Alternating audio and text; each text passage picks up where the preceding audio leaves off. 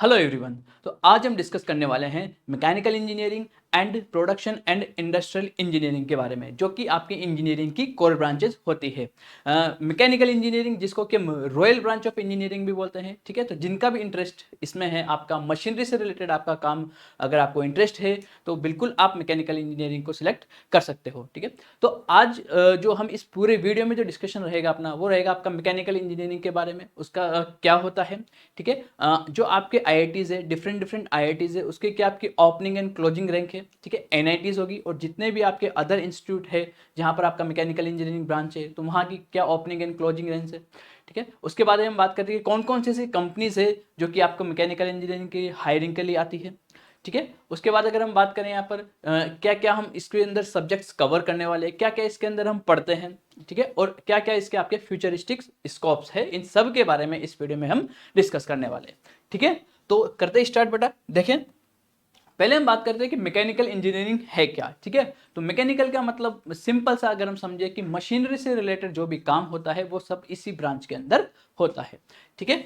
तो वो ब्रांच है आपकी ये, जिसके के अंदर अगर हम बात करें क्या क्या आपके बेसिक से सब्जेक्ट्स कवर होते हैं इसमें, जैसे फिजिक्स हो गया, मैथमेटिक्स हो गया और मटेरियल साइंस का, ठीक है, वो पोर्शन या कुछ टॉपिक्स जिनको कि हम काम में लेंगे, जैसे कि डिजाइन करने में, डेवलपमेंट में, मैन्युफैक्चरिंग में, ऑपरेशंस और मेंटेनेंस, मशीन्स का मेंटेनेंस में, मशीन्स के टूल्स हो गया, इंजन्स हो गया, एंड अदर मैकेनिकल प्रोडक्ट्स है, जो भी मैकेनिकल मशीनरी से रिलेटेड प्रोडक्ट्स है उनकी डिजाइनिंग करने में, मैन्युफैक्चरिंग में, मेंटेनेंस में, प्रोडक्शन में, इस तरह हम मैकेनिकल इंजीनियरिंग को देखते हैं बड़ा, ठीक है। अब हम बात करते हैं कि कौन कौन से टॉपिक्स जैसे अभी तक आप पढ़ रहे होंगे, ठीक है, फिजिक्स मैथ्स में, ठीक है, बेसिक मैथ्स तो आपके कवर होती है इसी। तो आपके टॉपिक्स जो कवर होते हैं, जैसे मैकेनिक्स आप पढ़ते हैं फिजिक्स में, ठीक है, थर्मोडायनेमिक्स आप पढ़ते हो, फ्लूइड मैकेनिक्स पढ़ते हो, मटेरियल साइंस वगैरह पढ़ते हो, ठीक है। तो ये सारा जो हम कह सकते हैं एक ब्रॉड आगे लेवल पे जो जाता है वो सब कवर होता है आपके मैकेनिकल इंजीनियरिंग के अंदर, ठीक है। तो जिनको भी आपका ये इंटरेस्ट है कि आपको अच्छा खासा आता है, तो आप बिल्कुल मैकेनिकल इंजीनियरिंग को ऑप्ट कर सकते हो, ओके। देखते बेटा नेक्स्ट। तो क्या क्या हम सब्जेक्ट वहां पर देखेंगे मैकेनिकल इंजीनियरिंग के अंदर, जैसे आप फ्लूइड मैकेनिक्स की हम बात करते हैं, ठीक है, फ्लूइड मैकेनिक्स का अलग पूरा पोर्शन होता है, ठीक है। सबसे इंपॉर्टेंट अगर हम यहाँ पर देखें कि मशीन डिजाइन लैब, ठीक है। तो जो भी आपके प्रोडक्ट्स होते हैं, तो उनकी जो डिजाइनिंग होती है, तो उनकी जो उसके लिए डिजाइन होती है, तो वहाँ पर पूरी लैब सेटअप होता है, तो उन सब के बारे में भी हम पढ़ते हैं, ठीक है। इंजीनियरिंग फिजिक्स हो गया, इसका भी पार्ट आपके बहुत ही इंपॉर्टेंट है, ठीक है। हम बात करें यहाँ पर अगर मैकेनिक्स का पोर्शन हो गया, ठीक है, मशीन ड्राइंग हो गया आपका, ठीक है। इंडस्ट्रियल इंजीनियरिंग, ठीक है, industrial engineering and production engineering, ये भी आपका कवर्ड हो जाता है, ठीक है, सब्जेक्ट के बारे में अगर हम बात करें, ठीक है। वर्कशॉप अगर अपन बात करें, तो जैसा कि आपको डिफरेंट प्रोडक्ट्स है, तो आपका मशीनरी से रिलेटेड है, तो वहाँ काफ़ी सारी आपके वर्कशॉप्स होती है, ठीक है। डिफरेंट टाइप्स की मशीन है जो कि आपको मैकेनिकल प्रोडक्ट्स को बनाती है, कैसे मैन्युफैक्चर होता है, वहाँ पर सब कुछ डिटेल हम इस सब्जेक्ट्स में कवर करते हैं, ठीक है। ओके, चलते बेटा नेक्स्ट अगर देखें, अब हम बात करते हैं कि ऐसे कौन कौन से रिक्रूटिंग सेक्टर्स हैं जहां पर मैकेनिकल इंजीनियर्स की रिक्वायरमेंट होती है, ठीक है। वैसे तो हम बात करें कि बहुत ही ये कोर सेक्टर होता है मैकेनिकल इंजीनियरिंग का, जैसा कि आपको पता भी है, ठीक है। अगर हम बात करें सबसे पहले मैन्युफैक्चरिंग सेक्टर की, ठीक है, अगर आपको कोई भी चीज़ें बनानी है तो बिल्कुल आपको मैन्युफैक्चरिंग सेक्टर की तरफ आपको जरूर से जरूर मैकेनिकल इंजीनियर की जरूरत पड़ती है, ठीक है। ऑटोमोटिव इंडस्ट्री, बिल्कुल जिसका कि आपको ऑटोमोबाइल में इंटरेस्ट है, जैसे कार वगैरह हो गया, उनकी मैन्युफैक्चरिंग डिजाइंस वगैरह होगी। अगर हम यहाँ पर देखें कि पहले जो अपने पुरानी कार्स आती थी और अब जो जैसे डेवलपमेंट आ रहे हैं, रिसेंट ट्रेंड्स आ रहे हैं, काफ़ी कुछ बदल चुका है ड्यू टू हम कह सकते हैं टेक्नोलॉजीज, ठीक है। तो ऑटोमोबाइल फील्ड में जिसका भी इंटरेस्ट है वो बिल्कुल आपको इंजीनियरिंग मैकेनिकल इंजीनियरिंग को ऑप्ट कर सकता है। एरोस्पेस इंजीनियरिंग, ठीक है, जो भी आपके स्पेस से रिलेटेड काम हो गए हैं यहाँ पर। एनर्जी सेक्टर, ठीक है, आपका एनर्जी सेक्टर में हम बात करें डिफरेंट पावर प्लांट, जैसे आपके थर्मल पावर प्लांट हो गया, रिन्यूएबल एनर्जी सोर्सेस हो गया, तो काफ़ी सारे जो एनर्जी के फील्ड्स है वहाँ पर भी आपका मैकेनिकल इंजीनियरिंग का काफ़ी बड़ा स्कोप है बड़ा, ठीक है। हम बात करते हैं कंसल्टिंग फॉर्म्स की, जैसे कि आप प्रोडक्ट और डिजाइन करते हो तो आप डिजाइनिंग कंसल्टेंट बन सकते हो, प्रोडक्ट कंसल्टेंट बन सकते हैं, ठीक है। तो इस तरह से भी आप अपने स्कोप को देख सकते हो। कंस्ट्रक्शन एंड इंफ्रास्ट्रक्चर, कंस्ट्रक्शन के फील्ड्स में जैसा आपका कोई भी चीज़ अगर कंस्ट्रक्शन हो रही है तो बिल्कुल उसकी डिजाइनिंग आपको करनी पड़ती है, ठीक है। गवर्नमेंट सेक्टर, ठीक है, अगर हम बात करें यहाँ पर तो गवर्नमेंट सेक्टर का एक बहुत ही बड़ा इंपॉर्टेंट रोल प्ले होता है यहाँ पर, ठीक है। जैसे कि हम बात करें कि जितनी भी आपके पीएसयूज होती है, कंपनीज होती है, GAIL, BEL, ONGC, NTPC, government sector, PWD departments, ठीक है, तो वहाँ पर भी आपका हम कह सकते हैं कि एक वैकेंसीज काफ़ी अच्छी क्रिएट होती है आफ्टर दी हम कह सकते हैं बीटेक कोर्स के बाद, ठीक है। फिर हम बात करते हैं रिसर्च एंड डेवलपमेंट के फील्ड में, ठीक है। अगर आपको फर्दर किसी एक पर्टिकुलर स्पेसिफिकेशन टॉपिक्स में, अगर आपको सब्जेक्ट में आपको और भी रिसर्च और डेवलपमेंट करना हो, तब हम काम में ले सकते हैं।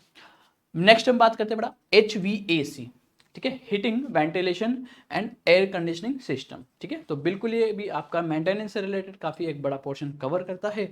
और हम बात करते हैं रोबोटिक्स की, तो आप देख भी रहे हो कि रोबोटिक्स काफ़ी हम कह सकते हैं कि एक अच्छे लेवल पे ये फैल रहा है पूरा, काफ़ी हद तक मशीनरी का जो काम है रोबोटिक्स की हेल्प से कम हुआ है। ह्यूमन एफर्ट्स को जो मेन इंपॉर्टेंट रोल जो प्ले कर रहा है रोबोट्स वगैरह की हेल्प से, तो काफ़ी हद तक आपका ह्यूमन एफर्ट्स कम हुआ है रोबोटिक्स की हेल्प से। तो ये these are the recruiting sectors, ठीक है। तो काफ़ी वोस्ट हम कह सकते हैं कि मैकेनिकल इंजीनियरिंग का आपके पास फील्ड अवेलेबल है।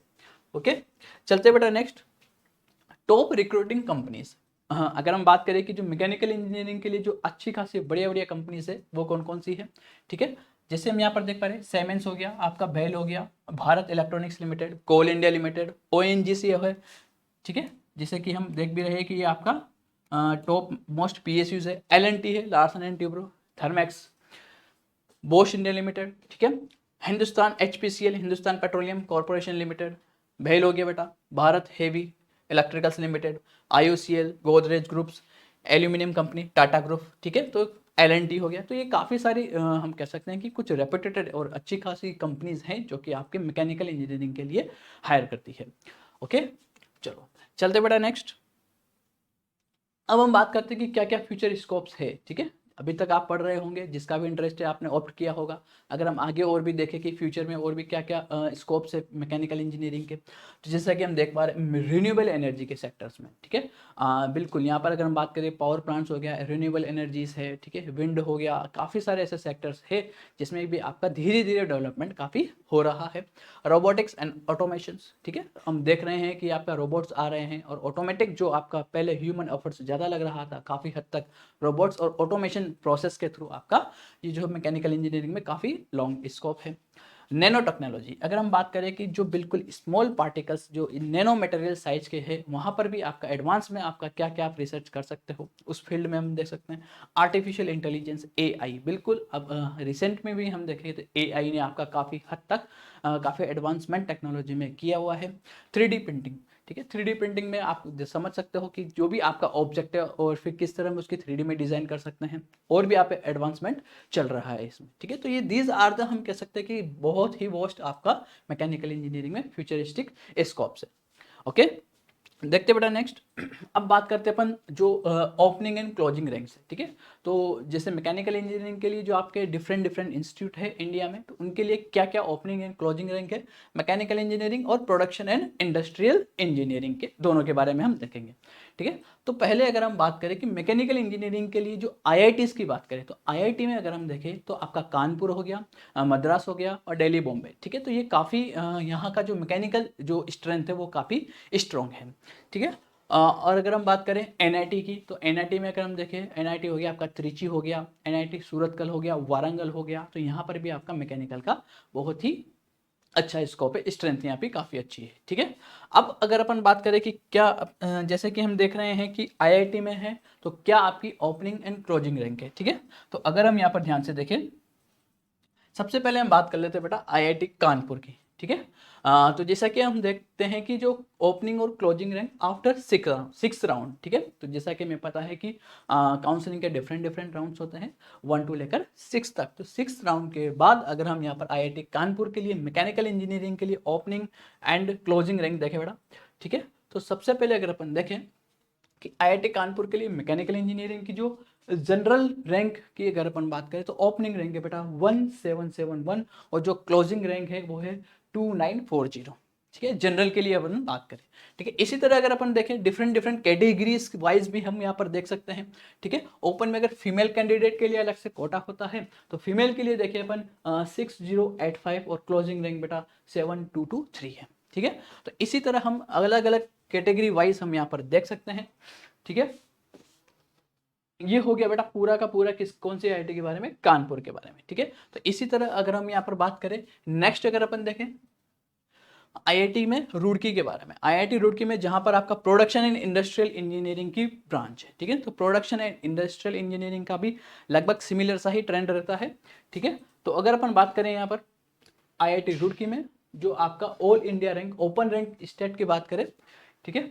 अगर जनरल रैंक बात करें तो ओपनिंग रैंक बेटा 4615 और क्लोजिंग रैंक 5889, ठीक है।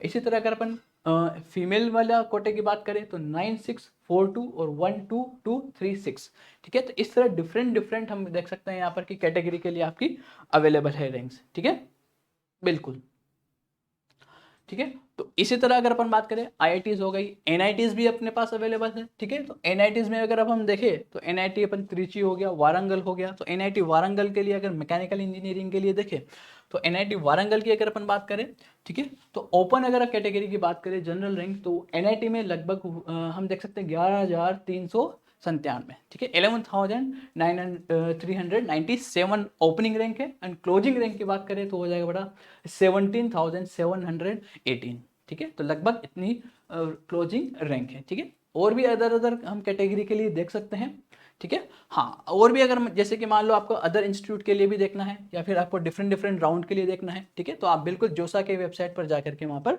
सर्च कर सकते हो। डिफरेंट डिफरेंट राउंड्स के लिए आप देख सकते हो 1 2 3 4 5 6, ठीक है। जैसे अभी तक ये अपन ने 6 राउंड के बाद का देखा है, ठीक है। आपको क्या क्या मैकेनिकल इंजीनियरिंग के लिए अदर इंस्टीट्यूट क्या क्या है इंडिया में, तो वो भी देख सकते हो आप। आपका आईआईटी हो गया, ट्रिपल आईटीज हो गया, एनआईटीज हो गया, जीएफटीआई हो गया, ठीक है। ये सारे के सारे इंडिया में कॉलेजेज है जो कि यहाँ पर मैकेनिकल इंजीनियरिंग और प्रोडक्शन और इंडस्ट्रियल इंजीनियरिंग के कोर्स होते हैं, ठीक है। जैसे कि अभी अपन बात करें यहाँ पर आईआईटी के लिए देखते हैं, ठीक है। इसके बाद आप देखते हो कि इंस्टीट्यूट नेम, ठीक है। अगर अपन आईआईटी को सिलेक्ट करते हैं, आईआईटी के बाद अगर हम यहाँ पर एनआईटी को सिलेक्ट करते हैं, एनआईटी के लिए देखते हैं बेटा, तो एनआईटी में अगर यहाँ पर देख सकते हैं आप एमएनआईटी, जैसे कि यहाँ पर काफ़ी सारे एनआईटीज़ की ब्रांचेस हैं क्या, जहाँ जहाँ पर आपके इंडिया में पूरे एनआईटीज़ अवेलेबल है, ठीक है। जैसे एनआईटी जयपुर के लिए हम देख सकते हैं एकेडमिक प्रोग्राम, जैसे आपका यहाँ पर काफ़ी सारी ब्रांचेस हैं, तो आप मैकेनिकल इंजीनियरिंग, प्रोडक्शन इंजीनियरिंग के लिए देख सकते हो, जैसे मैकेनिकल इंजीनियरिंग, ठीक है। और यहाँ पर अगर अपन देखें जो आपको कैटेगरी वाइज अगर रैंक देखनी है तो यहाँ पर हम ऑल कर देते हैं, ठीक है।